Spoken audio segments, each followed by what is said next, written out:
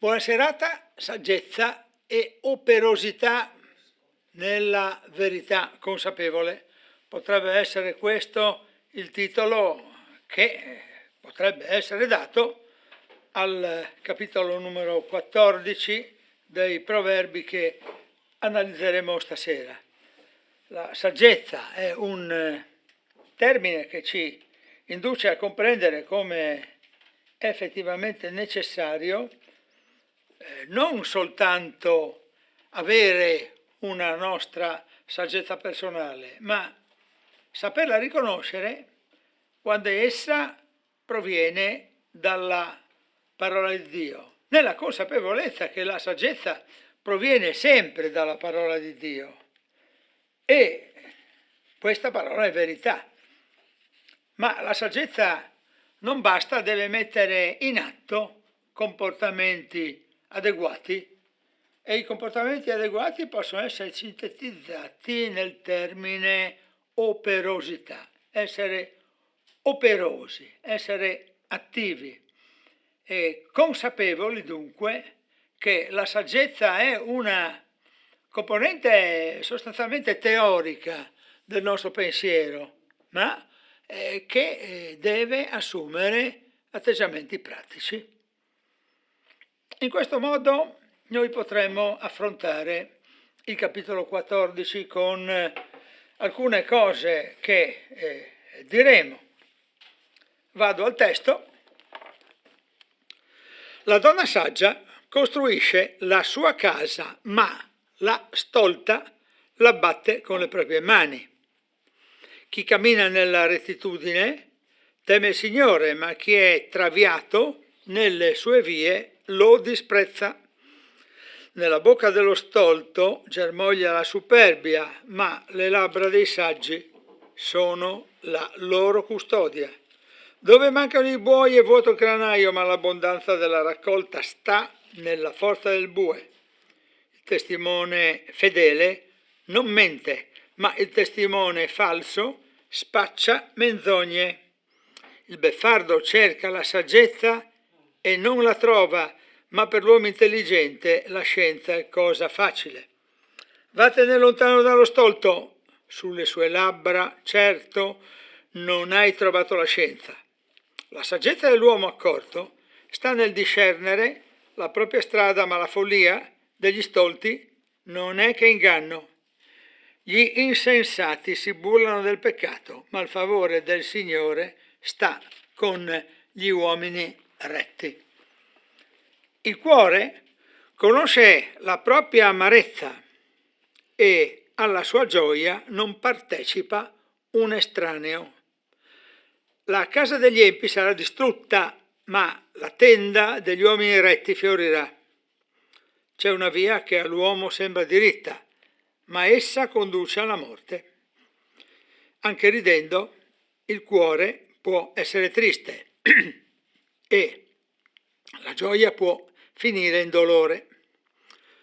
Lo sviato di cuore avrà la ricompensa del suo modo di vivere e l'uomo da bene quella delle opere sue. L'ingenuo crede a tutto quel che si dice, ma l'uomo prudente fa attenzione ai suoi passi. Il saggio teme ed evita il male, ma lo stolto è arrogante e presuntuoso. Chi è pronto all'ira commette follie e l'uomo pieno di malizia diventa odioso. Gli sciocchi ereditano stoltezza, ma i prudenti si incoronano di scienza. I malvagi si inchinano davanti ai buoni e gli empi alle porte dei giusti. Il povero è odiato anche dal suo compagno, ma gli amici del ricco sono molti. Chi disprezza il prossimo pecca, ma beato chi ha pietà dei miseri. Quelli che meditano il male non sono forse traviati? Ma quelli che meditano il bene trovano grazia e fedeltà. In ogni fatica c'è profitto, ma il chiacchierare procura la miseria. La corona dei saggi è la loro ricchezza, ma la follia degli stolti non è che follia. testimone veritiero, salva delle persone, ma spaccia menzogne il falso testimone. C'è grande sicurezza nel timore del Signore. Egli sarà un rifugio per i figli di chi lo teme. Il timore del Signore è fonte di vita e fa evitare le insidie della morte. La moltitudine del popolo è la gloria del re, ma la scarsezza dei sudditi è la rovina del principe. Chi è lento all'ira ha molto buon senso, ma chi è pronto ad andare in collera mostra la sua follia. Un cuore calmo è la vita del corpo, ma l'invidia è la carie delle ossa. Chi opprime il povero offende colui che l'ha fatto, ma chi ha pietà del bisognoso lo onora. L'empio è travolto dalla sua sventura, ma il giusto spera anche nella morte. La saggezza riposa nel cuore dell'uomo intelligente, ma in mezzo agli stolti deve essere resa manifesta. La giustizia innalza una nazione, ma il peccato è la vergogna dei popoli. Il favore del re è per il servo prudente, ma la sua ira è per chi lo offende. Amen. Saggezza e operosità, dicevamo, nella verità. Potrebbe, dicevamo, essere questo il titolo, perché la saggezza viene dalla parola di Dio, l'operosità significa mettere in pratica ciò che la parola di Dio, che è verità, ti vuole suggerire. E verso la verità, la parola di Dio ti stimola, e in questo modo tu raggiungi la saggezza. Sì, un lapsus, stavo per dire la salvezza, perché tu raggiungi anche la salvezza attraverso la parola di Dio. E la saggezza è anche individuare che noi tutti uomini abbiamo bisogno della salvezza. Siamo nell'antico patto, siamo nel libro dei Proverbi, ma già si può profilare alcuna parte di questo discorso, ci può portare verso Gesù Cristo, che è l'estrema saggezza, che è l'estrema operosità e che è la grande verità e la grande scoperta. Preghiamo. Signore, tu dai la saggezza. Signore, insegnaci ad essere operosi per poter esprimere la tua verità. Insegnaci l'operosità, Signore.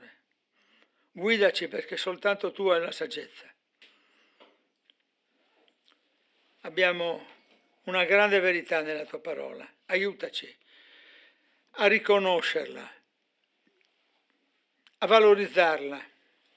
Vogliamo, come abbiamo letto qui, Signore, abbiamo visto che tu sei il testimone fedele, che non menti. Tu sei Gesù Cristo, l'uomo intelligente, e sei il Dio di scienza. Grazie, Signore, per la tua parola che ci guida continuamente.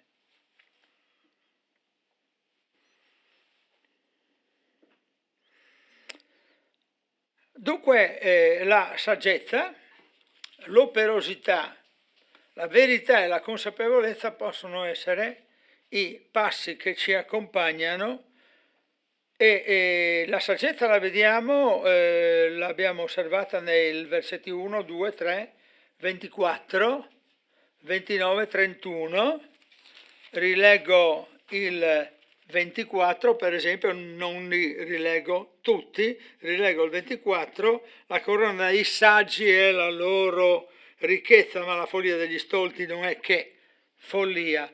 E rileggo anche il 31, perché mi pare interessante scoprire questo: chi opprime il povero offende colui che l'ha fatto, ma chi ha pietà del bisognoso lo onora. E anche questa, secondo me, è una dimostrazione di saggezza. Avere pietà del bisognoso. Avere pietà del bisognoso potrebbe essere inteso nel senso letterale, avere pietà di una persona che ha un bisogno pratico, magari una piccola offerta, ma avere pietà del bisognoso significa anche avere la saggezza di capire chi è bisognoso dal punto di vista spirituale, che magari necessita in questo momento o in un certo momento della nostra settimana, della nostra giornata, del nostro apporto per dargli quell'aiuto e quella porzione piccolissima di saggezza che non viene da noi ma che viene dallo Spirito Santo. E allora voglio leggere il bisognoso anche in questi termini. E peraltro mi trasferisco in altro passo della scrittura, in Geremia, capitolo 15, versetto 16, troviamo anche qui un riferimento alla saggezza, quantomeno io credo di averlo trovato. Appena ho trovato le tue parole, io le ho divorate. Le tue parole sono state la mia gioia, la delizia del mio cuore, perché il mio nome è invocato, il tuo nome è invocato su di me. Signore, Dio degli eserciti, il Dio degli eserciti ci fa comprendere quanto sia potente e saggio il suo linguaggio. E allora io ho trovato le tue parole, Signore, e appena le ho trovate, ecco la mia saggezza, le ho divorate. Qualche volta noi crediamo che il termine divorare sia un termine che si riferisce soltanto alla materialità, a un cibo, ma qui si mette in evidenza proprio come l'uomo saggio ha bisogno di divorare, di mangiare quasi con avidità le tue parole, Signore, che sono state la mia gioia.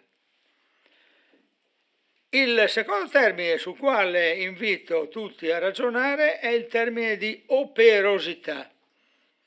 L'operosità la troviamo, li possiamo rileggere questi due versetti, il numero 4 e il numero 23, dove mancano i buoi è vuoto il granaio, ma l'abbondanza della raccolta sta nella forza del bue.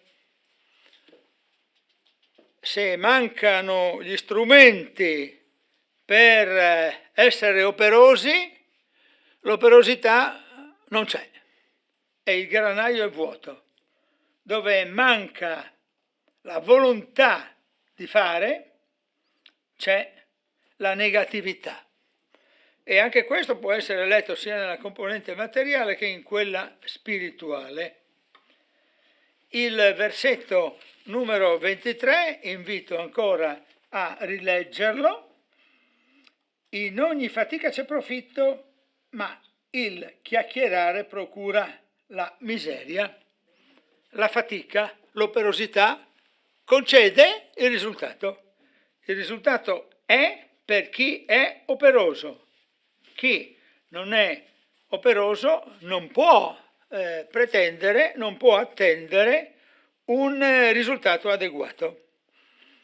Vado nel Nuovo Patto e mi trasferisco a Matteo e trovo tra i versetti 13 e 16 del capitolo 5, ecco un passaggio che ci invita a capire in che termini l'operosità nostra, di noi che crediamo in Gesù, crocifisso, risorto e salito al cielo e che verrà per il giudizio, noi che abbiamo questa fede possiamo trovare un senso pratico di quello che vuol dire operosità.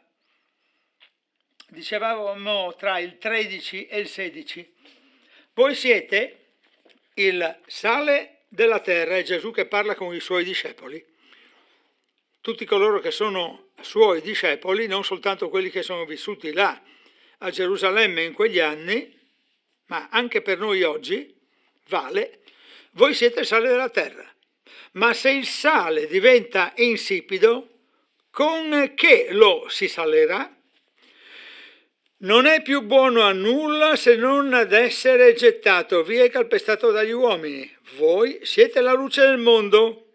Una città posta sopra un monte non può rimanere nascosta e non si accende una lampada per metterla sotto un recipiente, anzi la si mette sul candeliere ed essa fa luce a tutti quelli che sono in essa.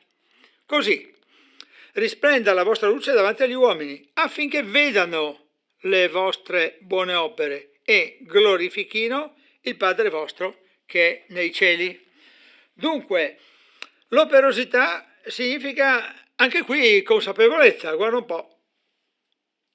Il sale della terra, lo dice il Signore, che noi siamo il sale della terra e quindi non dobbiamo correre il rischio di diventare insipidi. Non serviamo più a nulla. Se noi siamo la luce del mondo, e lo siamo, perché lo dice il Signore, ecco che dobbiamo stare attenti a non mettere questa luce sotto il letto, ma dobbiamo metterla ben in alto. E quindi l'operosità significa andare a cercare di porre veramente in evidenza la nostra capacità di agire. Forse è ancora più facile parlare della verità.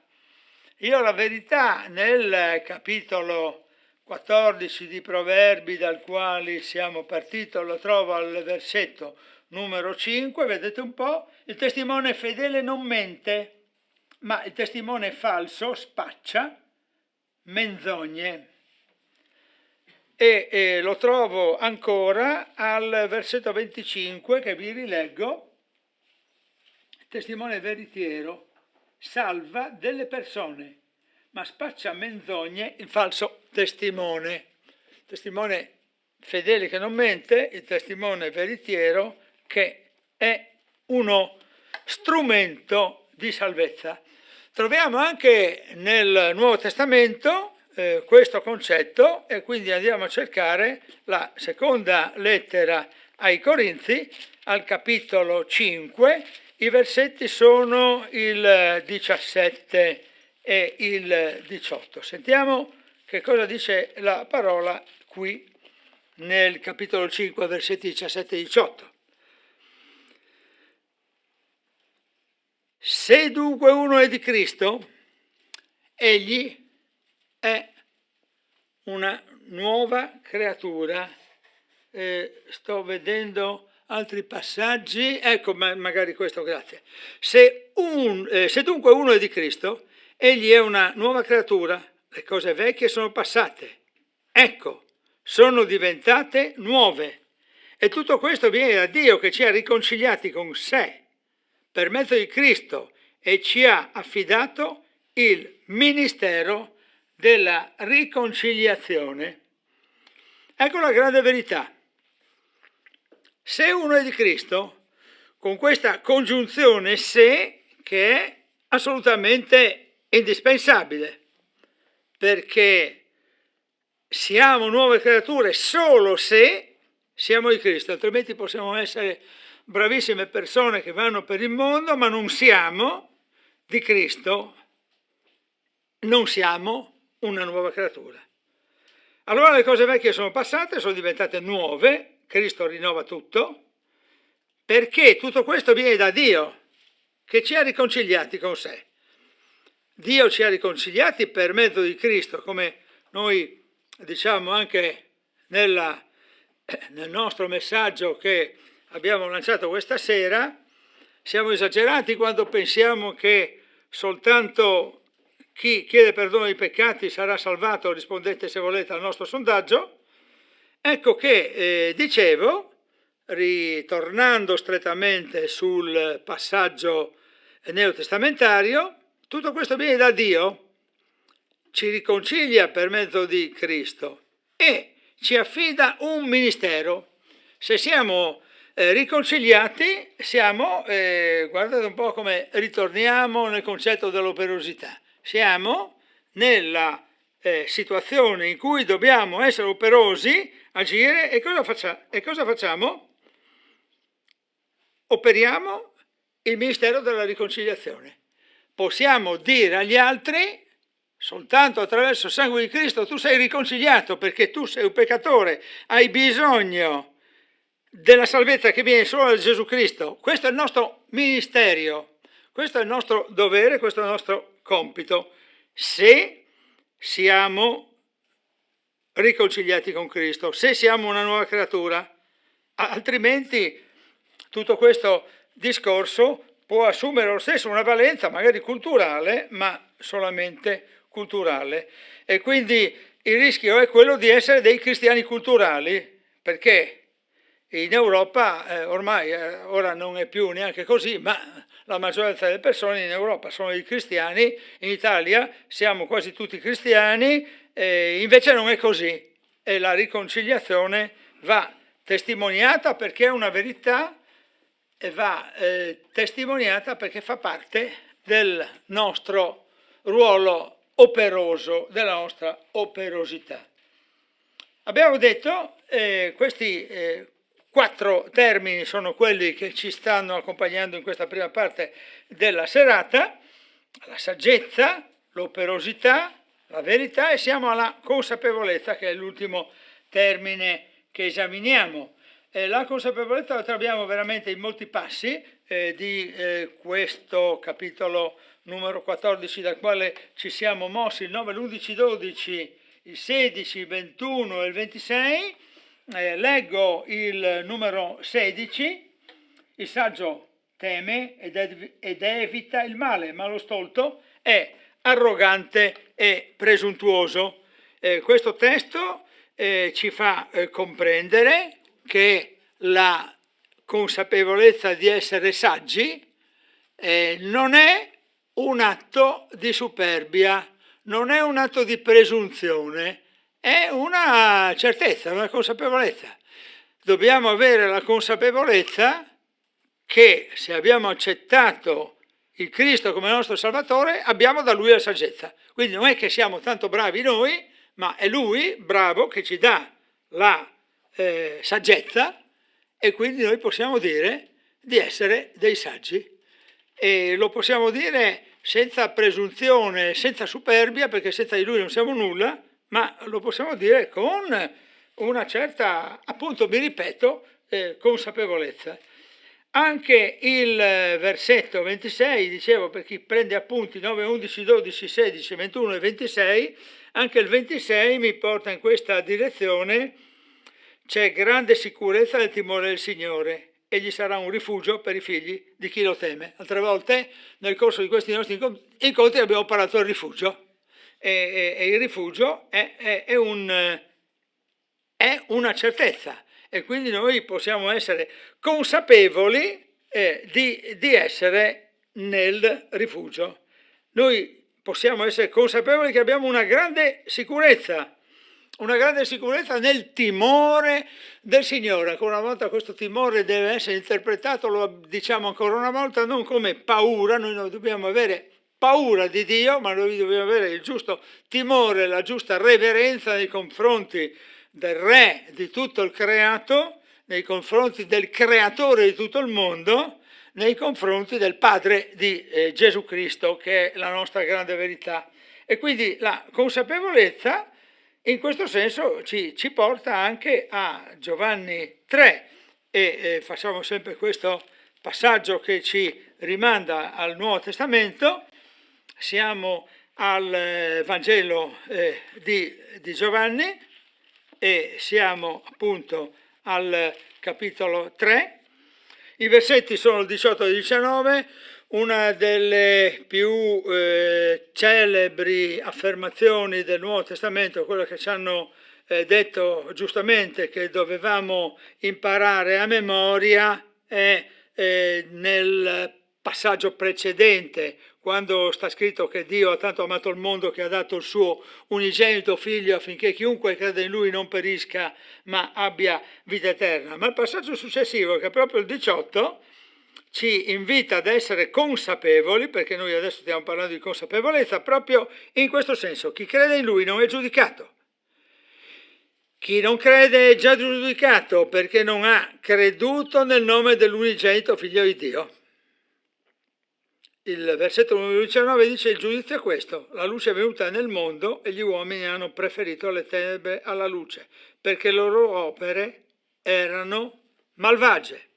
E quindi chi non crede in Cristo è giudicato, e chi ha creduto nell'unigenito figlio di Dio è parte di quella luce del mondo che ci dà la consapevolezza della salvezza e della valenza, del valore della testimonianza.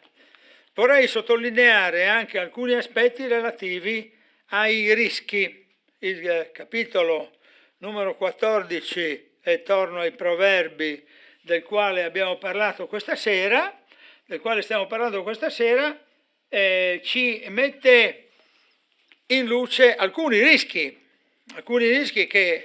e alcune contraddizioni in cui cadono coloro che non hanno questa consapevolezza, che non hanno questa operosità, che non hanno queste certezze. Il versetto numero 1, il primo rischio è quello di disprezzare il Signore. Non faccio riferimento al versetto numero 1, ma faccio riferimento propriamente a un concetto che trovo in questo caso è proprio nel versetto numero 2. Chi è traviato nelle sue vie lo disprezza. Lo disprezza chi? Disprezza il Signore, no? Che abbiamo trovato nel passo precedente. Lo rileggo tutto affinché sia effettivamente chiaro: chi cammina nella rettitudine teme Signore, ma chi è traviato lo disprezza. Quindi il rischio è quello di disprezzare il Signore. Qualche volta qualcuno mi ha detto: ma io non ho disprezzo nei confronti di Dio, io non lo disprezzo, non lo bestemmio, non lo schernisco, non racconto le barzellette come alcune persone poco intelligenti fanno su Dio, ma lui sta lì nel suo posto e io sto nel mio, e questo è un modo per disprezzarlo. Disprezzarlo, cioè non apprezzarlo sufficientemente per quello che Dio è. Quindi disprezzare non vuol dire soltanto bestemmiare, ma vuol dire sottovalutarlo, dimenticarsi di lui. Un modo per disprezzarlo, per esempio, è, secondo il punto di vista scritturale, non leggere mai la scrittura, non essere mai ammaestrati dalla scrittura, essere indifferenti nei confronti della preghiera, essere quindi superbi. Il secondo concetto che porto alla vostra attenzione è la superbia. Abbiamo letto nel capitolo numero 14, se volete lo potete rileggere tranquillamente da soli e troverete anche che uno dei rischi è la superbia. E poi c'è un altro rischio ancora, la menzogna. Un altro concetto, burlarsi del peccato. Andate poi con calma a rileggere tutte queste cose e vedrete che c'è anche il burlarsi del peccato. L'arroganza è un altro difetto, la presunzione, un altro difetto che io dico, comunque lo evidenzio come rischio. Il disprezzo del prossimo è un rischio molto, molto forte, che qualche volta corrono anche le persone che sono nate di nuovo, perché le persone che sono nate di nuovo, per nate di nuovo intendo che hanno accettato Gesù come Salvatore, non è che siamo sempre perfetti. Meditare il male è un altro problema, è un altro rischio. Il chiacchierare non vuol dire che non possiamo parlare allegramente di qualche cosa che ci fa piacere, ma vuol dire proprio che stiamo perdendo tempo a fare qualche cosa di negativo. Il chiacchierare, magari lo spettegolare, ecco, per fare un esempio. La collera, e qui appunto chi è senza peccato, sta scritto, no, scagli la prima pietra, quindi io non la scaglierò, perché bisogna stare sempre attenti a questo a questi rischi che noi corriamo? L'invidia. E poi c'è anche l'oppressione del popolo, del povero, scusate. Insomma, bisogna stare attenti a queste caratterizzanti negative, a questi rischi che noi tutti corriamo e che sono soprattutto dei rischi che appartengono a coloro che non hanno visto consapevolmente la salvezza che viene da Gesù Cristo, che non hanno fatto questi passi che noi abbiamo cercato di indicare stasera attraverso il capitolo, non hanno affrontato la saggezza che viene dalla parola di Dio, non hanno messo in pratica l'operosità nella verità, nella consapevolezza che così bisogna comportarsi. Invece ho trovato alcune affermazioni, sempre sto parlando del capitolo numero 14, di grande forza, che sono un motivo di incoraggiamento. Che cosa siamo? Che cosa siamo se vogliamo scoprire i lati positivi e magari cerchiamo di scoprire questi lati positivi perché dobbiamo essere consapevoli anche del nostro carattere, perché noi siamo anche questo, dobbiamo essere consapevoli dei rischi e dei difetti che abbiamo, ma dobbiamo essere consapevoli anche dei fattori positivi e troviamo la persona saggia, no? La donna saggia, proprio nel versetto 1, troviamo la rettitudine, troviamo la custodia, possiamo essere custodi di buone notizie, l'abbondanza che non è l'abbondanza materiale, che può esserci anche quella, ma che è l'abbondanza spirituale. Fedele, ecco cosa si dice, e l'intelligenza vera, che è un altro punto di riferimento che io trovo in questi 14, in questo capitolo numero 14, la scienza. Corrispondono un po' proprio a tutti questi punti ai vari versetti di richiamo. Faccio l'esempio del 7, per esempio: vattene lontano dallo stolto, sulle sue labbra certo non hai trovato la scienza. Scienza si trova sulle labbra dell'uomo che è saggio. E il numero 8 è la saggezza dell'uomo accorto sta nel discernere la propria strada, ma la follia degli stolti non è che inganno. E poi al versetto numero 9 trovo la rettitudine, al versetto numero 10 la gioia. E mi piace scoprire questa voce verbale, fiorirà, no? La tua tenda che fiorirà, pensate un po', la casa degli empi sarà distrutta, ma la tenda degli uomini retti fiorirà, il versetto numero 11. Questa tenda che fiorisce, naturalmente quando noi pensiamo a una tenda non possiamo pensare a qualche cosa che fiorisce perché è una cosa materiale la tenda, e nel nostro contesto sono queste che ci proteggono, che ci schermano dall'esterno, ma in un altro contesto la tenda è quel riparo proprio che veniva soprattutto ai pastori nel deserto, coprirli dall'arsura, dal caldo o dal freddo. E questa tenda è una cosa materiale, come fa a fiorire? No? Mi sono chiesto, fiorisce la tua tenda perché la tua tenda è ancora una volta la tua tenda interiore, la tua casa. E poi la via diritta del versetto numero 12, questo essere diritta. Poi un'altra caratteristica positiva, no? L'uomo da bene, il 14, il prudente del 15, saggio ancora del 16 e la bontà del 19. Insomma, ci troviamo di fronte a un testo come al solito ricco di informazioni che ci porta a riconoscere ancora, vado avanti, la beatitudine del versetto numero 2, beato, no? Qualche volta la scrittura dice proprio beato, proprio intendendo che colui che si trova di fronte a questa verità possiede una benedizione particolare, no?